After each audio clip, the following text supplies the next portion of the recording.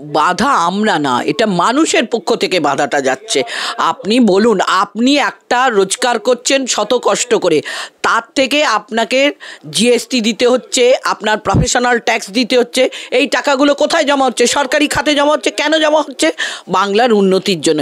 আজকে বাংলার উন্নতির কোথায় দেখছেন? 8,000 স্কুল বন্ধ, আজকে কোনো চাকরি নেই, কোথাও কোনো চাকরি নেই। একটা কর্পোরেশনে, একটা কনজারভেন্সি ডিপার্টমেন্টে একটা নোটিশ বেরিয়েছে 600 জনের, সেখানে দেখা যাচ্ছে MA পাস ছেলেরা সেখানে কনজারভেন্সির জন্য অ্যাপ্লিকেশানটা দিয়েছে। তো এগুলো কেন? একটা MA পাস, তার শিক্ষার মূল্যটা কোথায় রইল?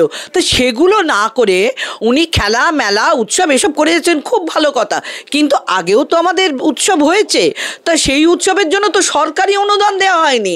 আমরা বলছি ধর্মনিরপেক্ষ সরকার, তাহলে কেন কোনো ধর্মকেই প্রায়োরিটি দেবার জন্যে এই টাকাগুলো দেয়া হবে? সে চায় হিন্দু হোক, চায় মুসলমান হোক, যেখানেই হোক। এই যে 1,10,000 টাকা যে ক্লাবগুলোকে দিচ্ছে, কেন দিচ্ছে অনুদানটা? তার তো একটা ক্রাইটেরিয়া থাকবে যে এই কারণে দেওয়া হচ্ছে, শুধুমাত্র উৎসবটা করার জন্য। তাহলে যদি তাই হয়, তাহলে এই যে বিভিন্ন, এবং শুধু তাই নয়, এদের 80% যে ইলেকট্রিকের যেটা দেওয়ার কথা, সাবসিডি দিয়ে দেওয়া হচ্ছে 80%। তো এর টাকাটা কার থেকে তুলবে? আমার আপনার জায়গা থেকেই তুলবে। তার মানে গোয়েঙ্কাকে আরও বেশি করে দেওয়া হলো টাকা পর্ত করা, কারণ আগে সামনে 26-এ ভোট আছে, গোয়েঙ্কার থেকে টাকা নিতে হবে। এগুলো কেন? তাহলে মানুষের মধ্যে বাধা দেবেই। এটা মানুষের বাধা, এটা আমাদের বিরোধীদের বাধা বলে না, সাধারণ জনগণের বাধা। যে করেছে মামলাটা সে তো একটা সাধারণ জনগণ।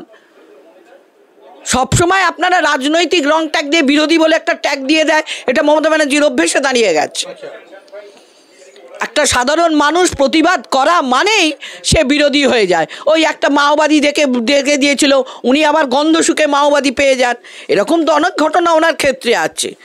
একমাত্র আমি জানতাম স্নাইপার ডগেরাই গন্ধ শুকে বুঝতে পারে, এখন উনিও গন্ধ শুকে বুঝতে পেরে যান কে কোথায়, কে বিরোধী আর কে ওনার পক্ষের লোক। না, বলছি এই যে বাধা দিচ্ছেন আপনারা, কেন ক্লাবগুলো পাচ্ছে, পুজো উৎসব করবে, আপনাদের কেন সমস্যাটা কোথায়? প্রথম থেকে তো বলছি ক্লাবগুলোর উৎসব করুক, তাতে আমাদের কোনো অসুবিধে নেই, কিন্তু এই যে টাকাগুলো, অনুদানগুলো কি 80 নেবে কি 100 নেবে, এ যেন মনে হচ্ছে সেই ইয়েতে নিলামে উঠে এই টাকা দেয়া হলো। কিন্তু এই টাকাগুলো যে দেয়া হচ্ছে, এর যে সদ্ব্যবহার কি হচ্ছে, এতে সমাজের কি উন্নতি হচ্ছে বলুন?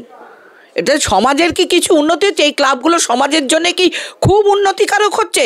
আমরা কি দেখছি, ওই পুজো কটা দিন তো মদ মাংস যাচ্ছে তাইভাবে চলছে, সেই লোকগুলোই আবার ভোটের সময় তৃণমূলের হয়ে কেটে মানুষের ওপর বোমাবাজি, নানান রকম অত্যাচার, পাড়ায় পাড়ায় মস্তানিগিরি করে বেড়াচ্ছে।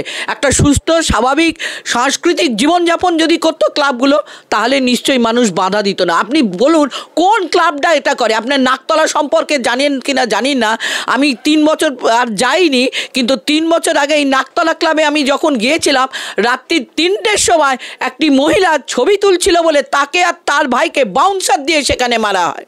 উন্নয়নের নাম মমতা বন্দ্যোপাধ্যায়। হ্যাঁ, ওইটা তো উন্নয়নে, এই তো উন্নয়নের ধারা বইছে, পাড়ায় পাড়ায় প্রেম বাড়ছে। এই যে আমার কাছে এই যে একটা রয়েছে, দেখুন, এটাকে আপনাদের দেখিয়ে দিচ্ছি।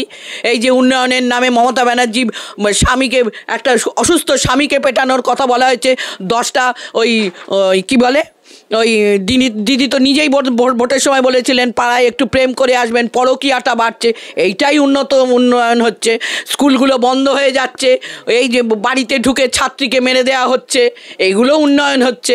এই কি মনোজিৎ মিশ্রের মতন লোকেরা ল কলেজগুলো পড়ে আইনের ছাত্রছাত্রীরা, তারা আইনকে এত সুন্দরভাবে সংরক্ষণ করছে, কলেজের মধ্যেই মানুষ রেপ হচ্ছে, গ্যাং রেপের ফলে আরজি করের মতন অভয়ার সৃষ্টি হচ্ছে। এ তো পাড়ায় পাড়ায়, এইগুলোই তো মান উন্নয়নের নাম।